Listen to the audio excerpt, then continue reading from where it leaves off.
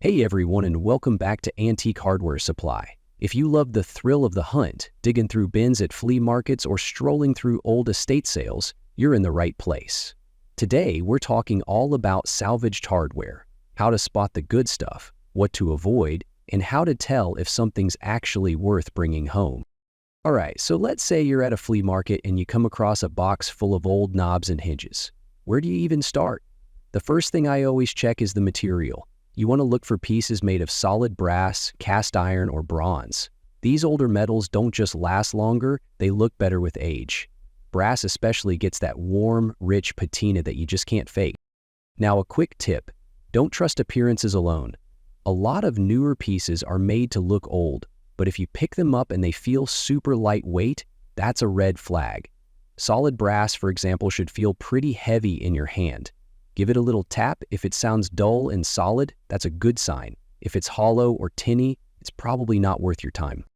Next, take a closer look at the details. High-quality vintage hardware usually has some real craftsmanship to it. Crisp, sharp lines, clean patterns, and sometimes even little quirks that show it was made by hand. Victorian backplates, Art Deco pulls, or early 20th century hinges often have symmetrical, intentional design elements that really stand out. And if the screw holes look like they were hand-drilled, even better. Another great sign is a maker's mark or a stamped date. If you see a brand like Russell & Irwin, Yale & Town, or Corbin, those are names you want to remember. A little research can tell you when and where the piece was made, and sometimes even what it originally came from. That kind of history makes your find that much cooler. Now, let's talk condition. It's easy to walk away from a piece that looks dirty or rusty. But don't let appearances fool you.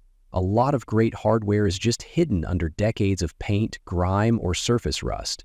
As long as the metal isn't cracked, bent, or completely corroded, you might have something worth restoring. Brass can be polished up, iron can be cleaned, and even paint-covered pieces can usually be brought back to life with a little patience. But, and this is important, you also need to know when to walk away.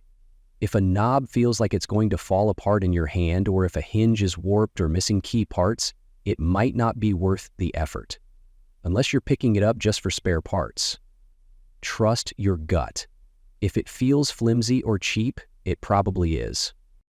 So next time you're out treasure hunting, keep these things in mind. Look for weight, craftsmanship, and those little signs of age that show something was built to last.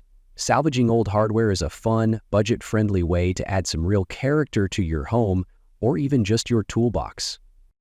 Thanks for hanging out with us here at Antique Hardware Supply. If you found this helpful, give us a like, maybe subscribe, and stick around for more tips, history, and how-tos on all things antique hardware. And check the description to see some of our original antiques available on our website. See you next time.